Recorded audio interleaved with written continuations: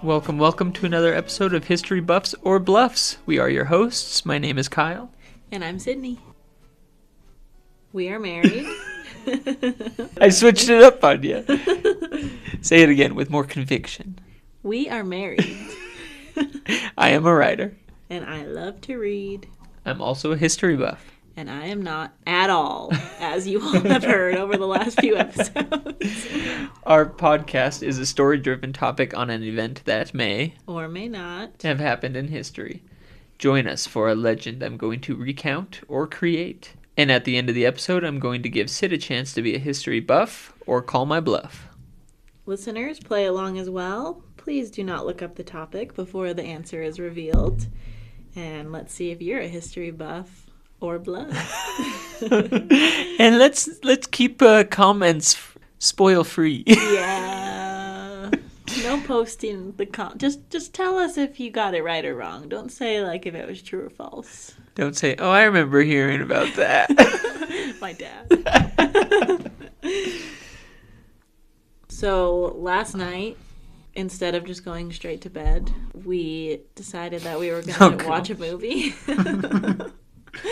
And I don't know about you guys, but a lot of the times when we decide to watch a movie, we spend hours. No, not hours. It was an hour this time. Yeah. Trying to figure out what to watch. And then we just decided that we weren't going to watch anything. Go to bed.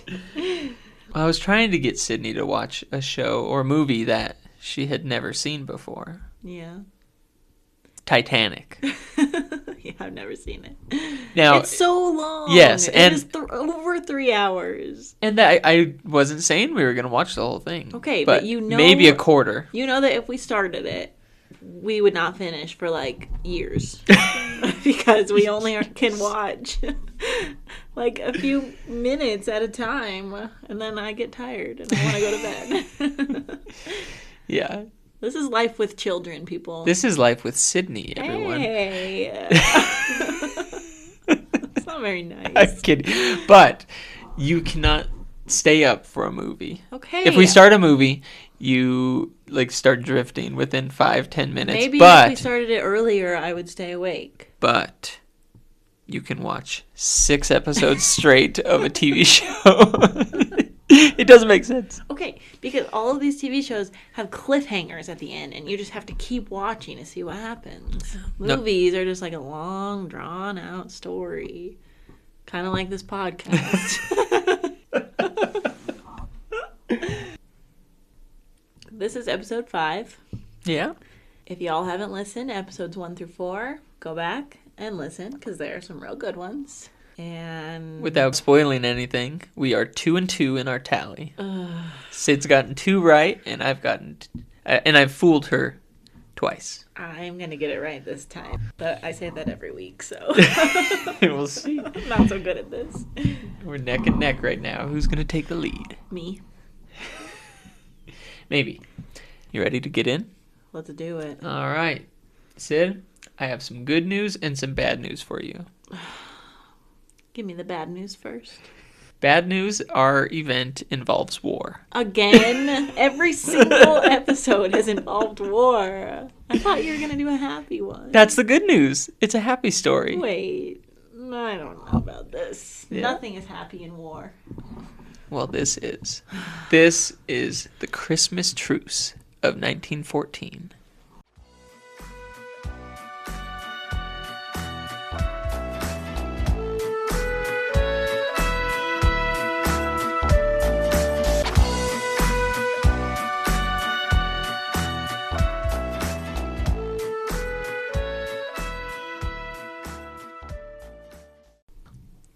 World War I. Wait, which one was that again?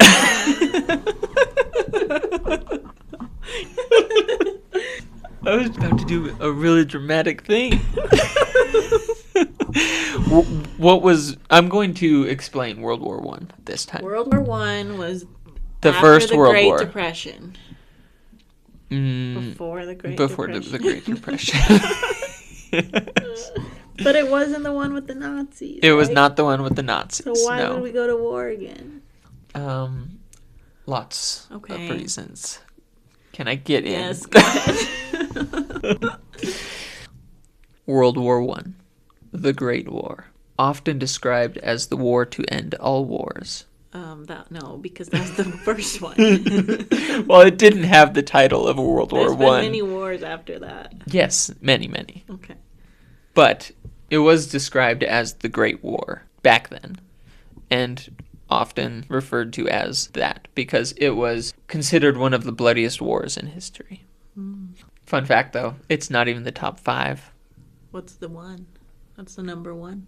World War II. Oh. Yeah. That depends on the total estimated number of deaths.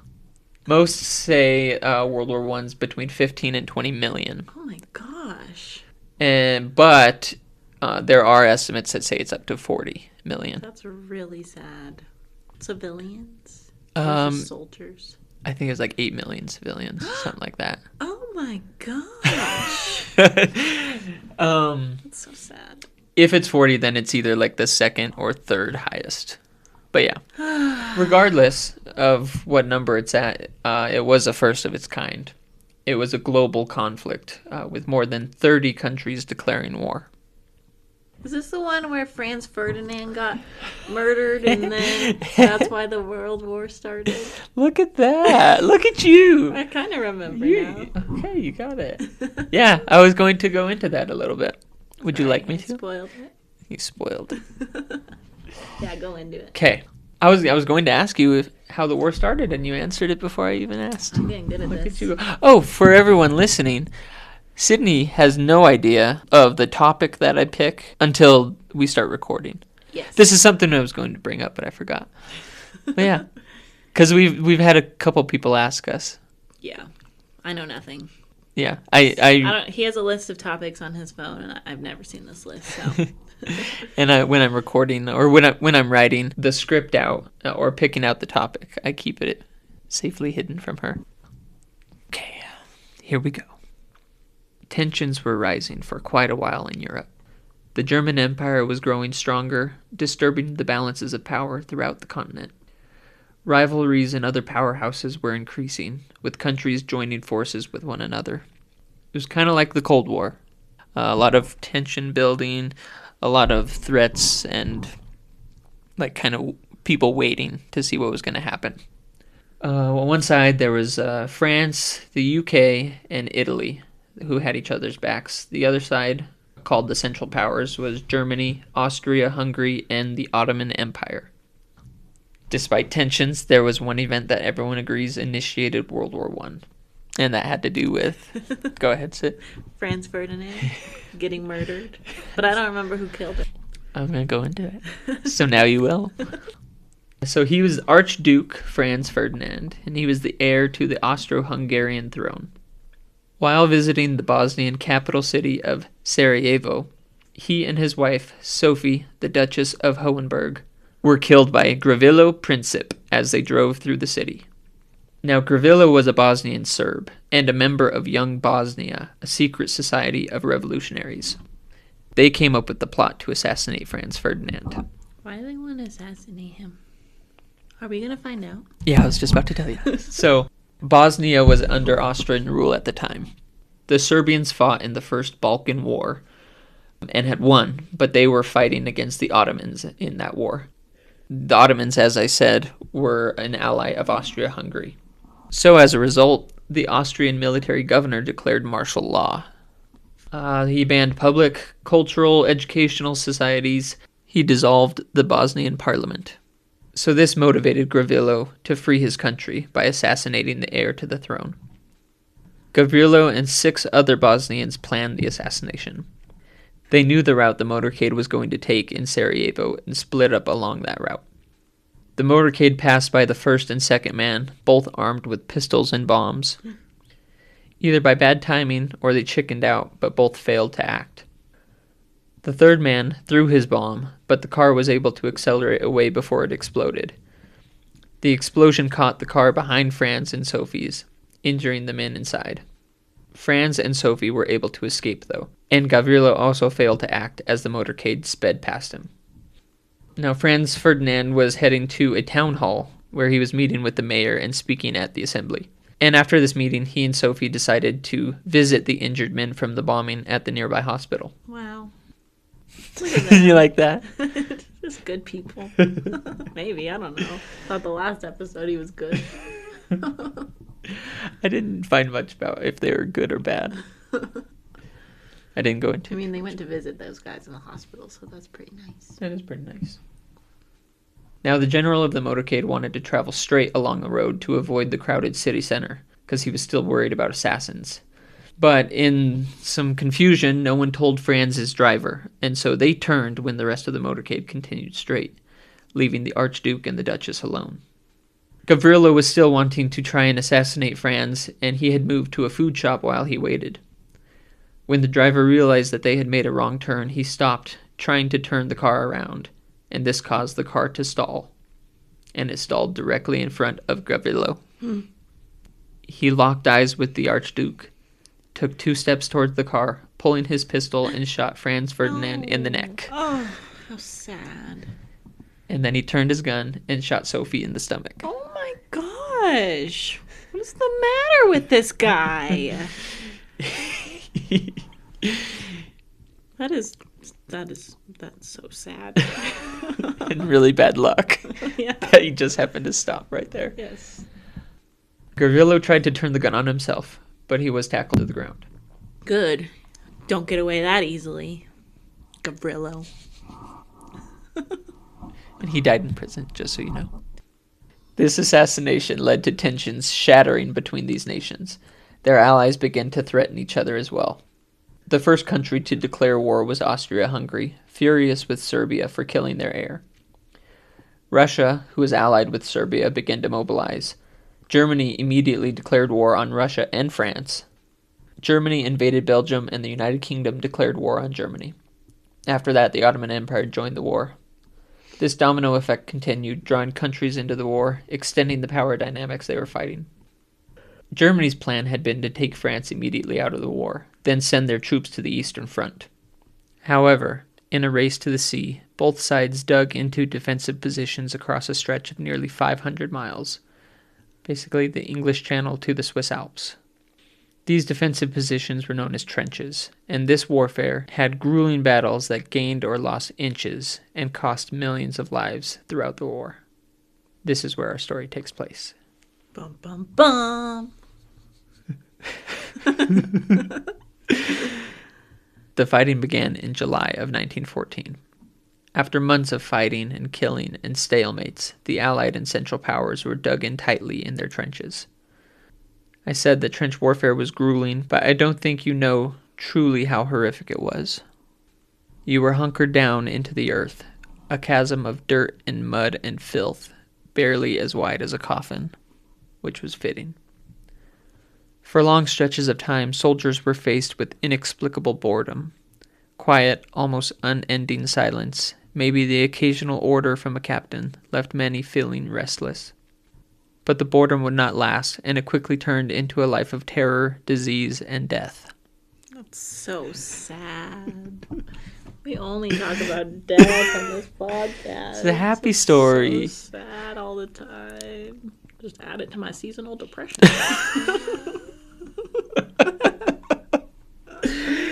Yes, I did say it was a happy story, but you have to understand how sad and desperate and truly awful this war is for you to really appreciate the happy. There's no happy. I'm getting to it. Since the trenches were their defenses, soldiers remained there for long stretches, unable to be relieved, unable to bathe.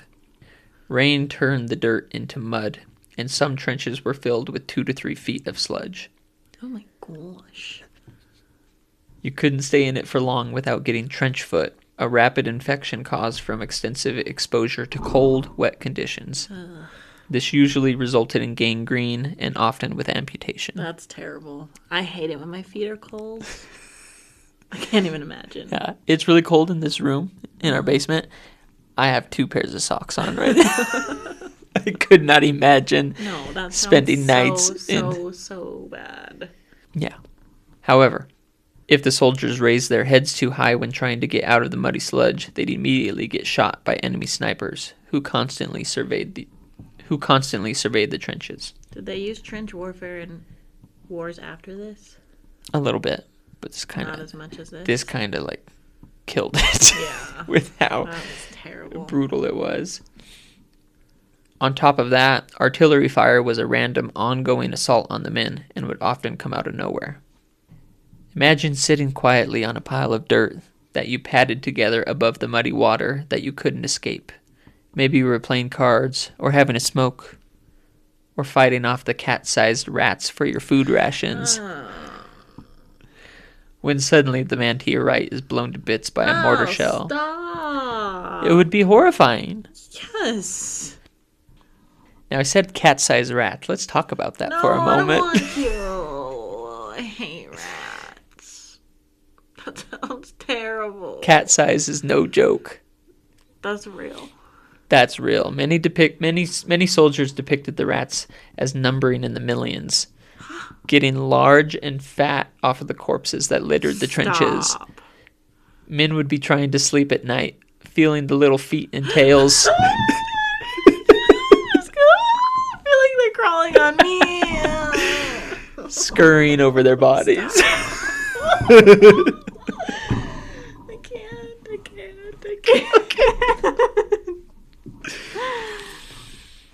Why do you do this?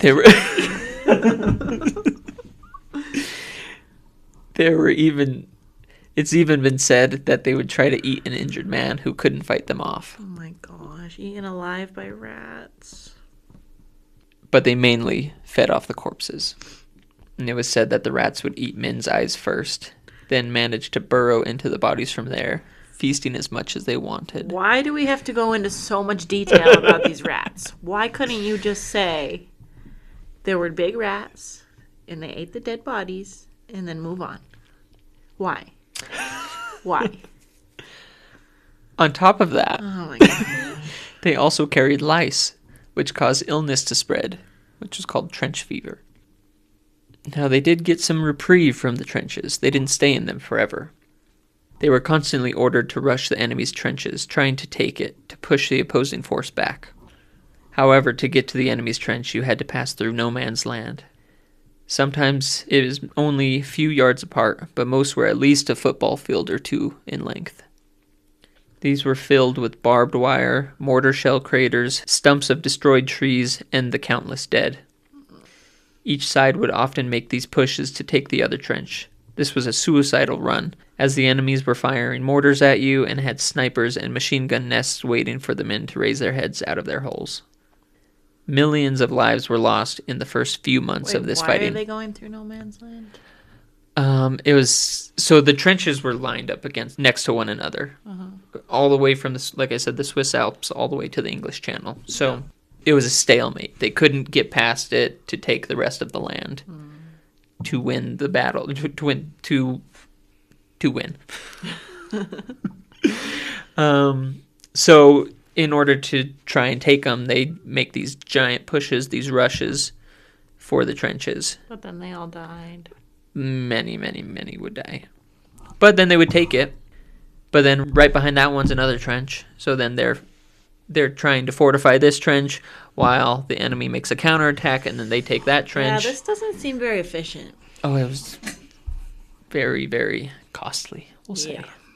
Who came up with this idea, guys? War? No. The trench warfare. Someone who didn't have to fight in. Yeah, clearly. Millions of lives were lost in the first few months of this type of fighting. It was a psychological nightmare as well that put millions of soldiers into what was called shell shock, which is PTSD today.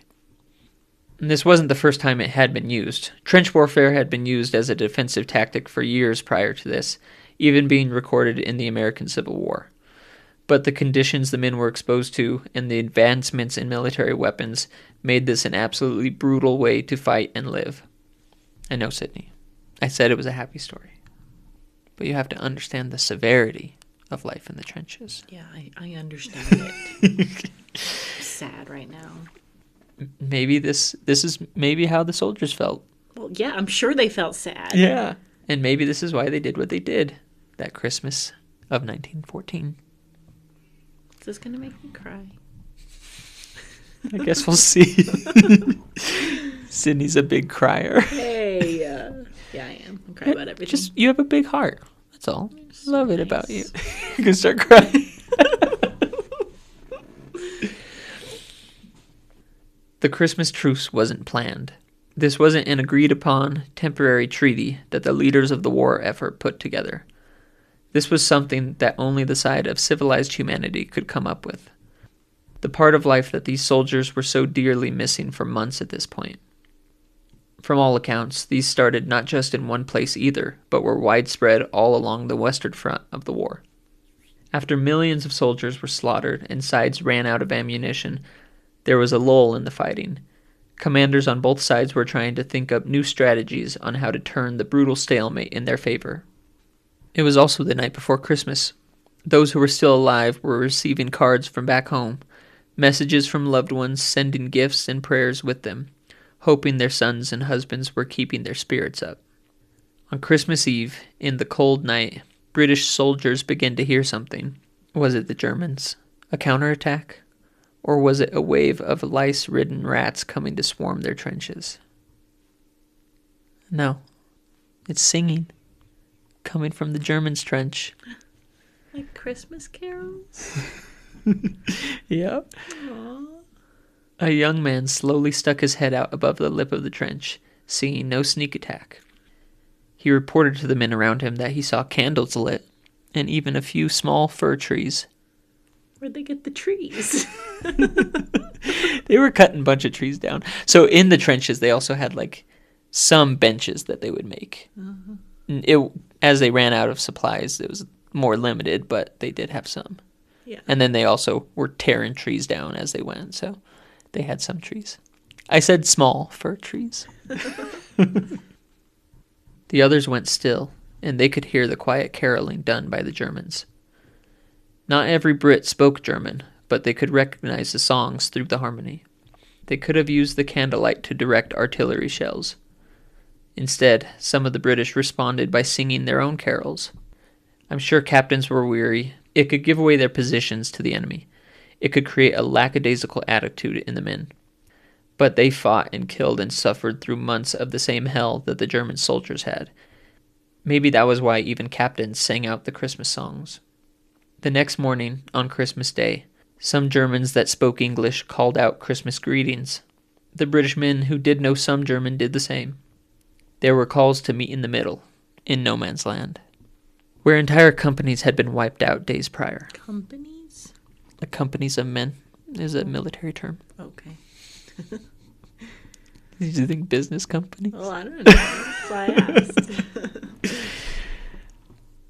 I could understand the hesitation some of the men must have felt. But to think back to the conditions they lived through and the horrors these men must have seen daily, it must have been a tempting offer to have some peace. A few brave or foolish men on each side slowly raised out of their trenches. They saw the enemy soldiers ahead of them, stepping out of their own trenches, hands up and raised to show empty palms. This initial show of hospitality rather than hostility was enough for more men to stand and make the walk into no man's land. Officers and privates alike met and shook hands. There were utterances of Happy Christmas, hello in broken English, Guten Tag in broken German. The two opposing forces swapped gifts in the middle of these trenches of death. They took photos together. Soldiers showed each other pictures of loved ones back home. I'm gonna start crying. That's so nice. They shared cigarettes and food rations. They joked with each other, laughing, smiling. Artillery fire was silenced. Both sides were given time to bury their dead. There are even reports of joint funerals being given to the men who could have been killed by the very hands of the men who buried them now. The thing is, these were all young men, some as young as 15, lying about their age to join the fight. They fought for their country, for the honor of protecting their loved ones, in a hope to keep the war from their doorstep. But they didn't know what war would be like. They couldn't fathom the trenches, the mud filled with corpses, the rats and lice and constant barrage from the other side, from other young men who fought for their own country. I mean, what were they expecting, though? Glory, probably. I guess. Propaganda. War is just propaganda. In multiple instances, soldiers wrote about a friendly game of football, soccer, being played.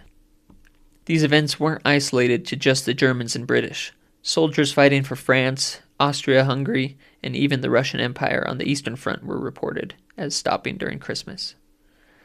It was possibly the last glimmer of humanity showing in all of these men, showing to each other that the other side wasn't evil. They were all doing what the leaders of their countries asked them to do. And this show of civility between the ranks of soldiers could be a way to end the war right here and now. Maybe that's why the Christmas Truce never happened again. Commanders on both sides of the war effort were not fans of the Christmas Truce. They believed the fighting spirit could be squashed in their soldiers. They couldn't allow another truce to break out. If it did, they were sure the war would be over. British General Horace Smith Dorrien issued orders strictly forbidding friendly communication with the opposing troops. There was a young corporal of the Germans who was also a staunch opponent of the truce. Adolf Hitler. No. Mm-hmm. Really? Yeah, he was a soldier in World War I. Mm-hmm. Or was he? Or was he? I think I remember. Maybe not. I don't know. Look how loud that got. Turn that down. We'll take that part off. Soldiers were told not to write about the Christmas truce. Governments back home and media refused to talk about it for almost a week. But reports of it did make their way out to every country whose men participated in the show of peace. The French press were censored, but the truth of the event spread from soldiers to nurses in hospitals. Eventually, the governments were forced to report on it. But the French government made sure to make it clear that fraternization with the enemy was treason. Fighting continued. There were attempts at temporary truces again, but most were squashed by command. The only ones that were allowed by Allied and Central Powers was for the men to collect their dead. When the Germans first introduced chemical weapons in the spring of 1915, animosity and hatred began to take over more than the humanity that was showed that first Christmas. But many still remembered the Christmas Truce of 1914. The war would continue until the surrender of the Central Powers in 1918. That's a long war. 4 years? Yeah. Mm-hmm. Dang. Imagine 4 years like that. No. Mm-hmm. And I didn't even get into chemical weapons. I'm not. Like Agent this one. Orange. Is that a chemical weapon? That is a chemical weapon. But that's in Vietnam, right? Yeah. Okay. Look at you, I man. know. You're the history buff. Yeah. Maybe you should take Maybe I tricked you. I've just been hustling you this whole time. Yeah, that's why you... What? Nothing. Got it wrong. Men were finally able to return home, back to civilization after years of fighting. But maybe, if governments and generals hadn't been so hell-bent on winning, if the soldiers had been allowed to lean more into their humanity, they could have remembered that despite coming from different countries, different communities, they were all the same. Maybe the war wouldn't have lasted so long. Maybe it could have been the war to end all wars. Hopeful thinking, probably. Regardless of that, it's time for you to make a choice, Sydney. Was this a history buff or bluff?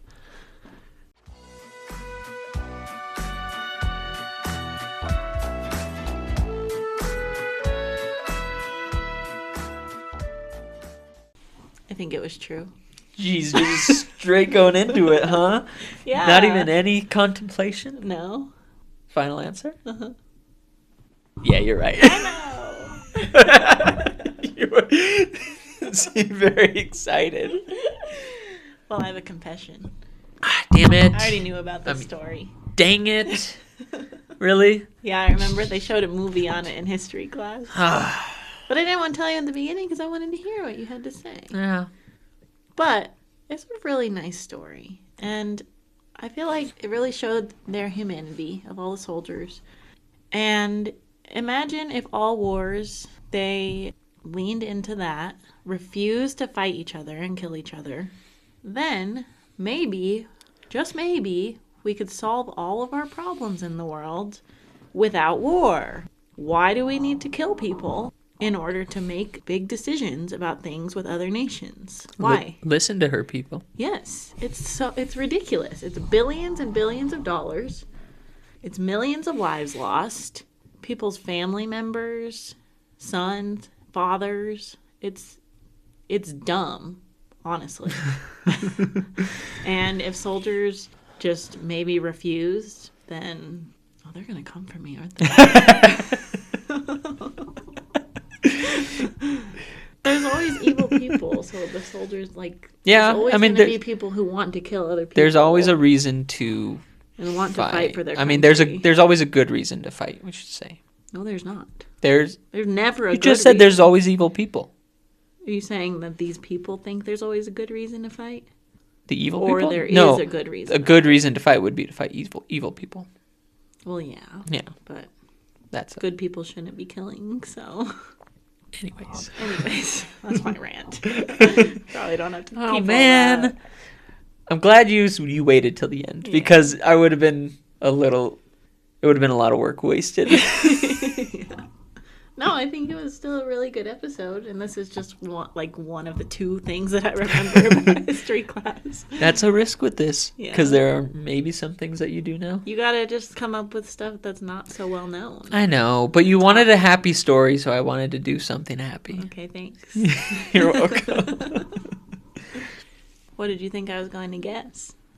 I was worried that you might have heard of it just because it's such a well-known historical fact. Yeah. But I was hoping that you would say bluff just because of your rant that you just went on about war being evil and awful and everything. So that you would have been like, that wouldn't happen because war sucks. No, because I know humans are good. Yeah. Mostly. Yeah. So. All right. You didn't trick me this time, Kyle. You are 3-2. When did you first hear about this? Because I heard about it in high school. Yeah, same. Yeah, I'm pretty sure it was high school, just when we were going over World War I. Yeah. Cool little thing that happened in high school. During that time, we had a historian come in with a bunch of historical World War I, like weapons that they used and tools, like shovels and stuff, and gas masks. And he did like a gas mask test. Is that where you got your gas mask? Did you have one? No, that's a mask for painting. This is like a full-on gas mask, covers your entire face and head. I think we did that too. Yeah, has it looks like a long snout, almost look like an anteater. Those are creepy looking. Yeah. But he would rattle. He had this alarm rattle thing, and so when they rattle that, you have 10 seconds to get that on, or the gas would get you. Jeez. So he did the rattle, and I was able to get it on in time. So I would survive. Oh wow! At least the gas. You're so cool. How many of your classmates died? Maybe just one. Oh, so most people could do it. You weren't so special after all. Only a couple people did. Was all of this true? Yes. The only slightly contested thing is the stories of them playing soccer. I did see, mainly because there was not a lot of photographic evidence of it. Yeah. The only evidence of that was soldiers, firsthand accounts. I did think riding about home. that though, because if it's riddled with stuff, how would they play soccer? Yeah, they would have to dead find bodies and stuff. Yeah, they'd have to find a flat area. Yeah. But that's what it said. But most people do believe that they at least played a form of soccer or football. Excuse me. Dumb American. I think I saw some that said they had to use a can of food instead of a ball because that's all they had. Yeah. And maybe it wasn't a full-on game, but kicking it around. Yeah, just kicking it around. Just having fun, letting loose. That's so nice. I almost cried. Maybe I'll get you with this because I wanted to read some first-hand accounts from soldiers about the Christmas Truce. I'm one of those people that if I watch videos of soldiers coming home, I break down and cry. So this is probably going to get me. This first one I saw off of Reddit. But it's real because there was actual photos of the letter. Okay. This is Private Will Brightwell of the British Expeditionary Force. I shall never forget that Christmas as long as I live. I spent it in the trenches. It was a sharp, frosty night Christmas Eve. When daylight came, I was all white with frost, just like Father Christmas. The Germans were singing all night in their trenches, German carols and parts of English songs, what they knew of them. We were only 200 yards from them. At about 10 a.m., they signaled to us that they wanted to talk to us. They sent one man towards us, and we sent one to meet him. They said they wanted a 3-day truce. He said, if you don't fire on us, we won't fire on you. We agreed. The Germans started getting out of their trenches, so we got out as well, and shook hands with each other. They gave us cigars and cigarettes, and we gave them some of ours. We exchanged pipes and knives and sang songs and played football with them. We buried a French soldier who had been lying for weeks in front of our trench. The Germans helped dig the grave, and one German and one Englishman lowered him to rest. They were good chaps. I had to pinch myself to see if I was awake. It was a treat to walk around and not be fired at. Found one of a German artillery officer. The only name I found was Mr. Rickner. Should I do that? I was going to do a German accent. Don't do that. I remember very well Christmas. I remember the Christmas day when the German and the French soldiers left their trenches, went to the barbed wire between them with champagne and cigarettes in their hands. Where did they get champagne? Don't know. It was probably delivered to them like as a morale booster. Mm-hmm. Champagne and cigarettes in their hands, and had feelings of fraternization, and shouted they wanted to finish the war. And that lasted only 2 days, and then strict order came that no fraternization was allowed, and we had to stay back in our trenches. And then someone by the name of H. Williams of the London Regiment. This runner came along and said, you're wanted again to interpret. There's a drunk German in our trenches, and he won't go back. This chap was standing there with a couple of bottles of beer, wanting us to drink the health of the new year. I told him he's got to go back. He wouldn't take any notice. He didn't want to go back. Eventually, an officer detailed another chap and me to take him back, so he was escorted there, one on each side, and this chap staggering about and singing at the top of his voice. We found a gap in the German wire, headed him in the right direction, and left him to it. He was just having so much fun. He didn't want to leave. Didn't want the party to end. What are your final thoughts, Sid? I think World War One, from what you described, was really sad. Yeah. And I feel bad for all of these soldiers who had to fight in this to do good for their country, even though clearly their country did not care about them. They just used them for... Cannon fodder. Cannon fodder. I learned that word the other day. Yeah, and I think it's crazy the amount of propaganda that goes into war and convincing people that it's an honor to die for your country when in reality, like, what good are they doing for you? I mean, I don't know. Yeah. I just think it's horrific what has to happen in order for things to progress with the nations. Like, why can't we just be adults and talk about it, maybe? I don't know. Can't we just have a conversation about it and not risk millions and millions of lives, including innocent civilians who didn't agree to be in the war at all? Yeah. Yeah. And I think World War II is the low estimate is 40 million. That's insane. So it really overshadows World War I, but it's important to look back at that one as well and, like, see what they were going through and see, like, that each side did have humanity. Like, it wasn't one side good and one side evil. It was just a bunch of kids, 18, 19-year-olds, and sent to die. Yeah. Pointless lives lost. That's not to say I don't respect soldiers for what they do for us and the sacrifice that they make for our country. And thank you for your service if you're a soldier. Absolutely. Yeah, because they're fighting for the people. Yes. It just makes me sad that a lot of lives are lost in war, and to me it seems like there should be other ways that we can solve problems in the world besides, like, losing a bunch of lives and money. And usually it's like a last resort, or it should be. It's not a last resort. Our government loves to go to war for any reason they can.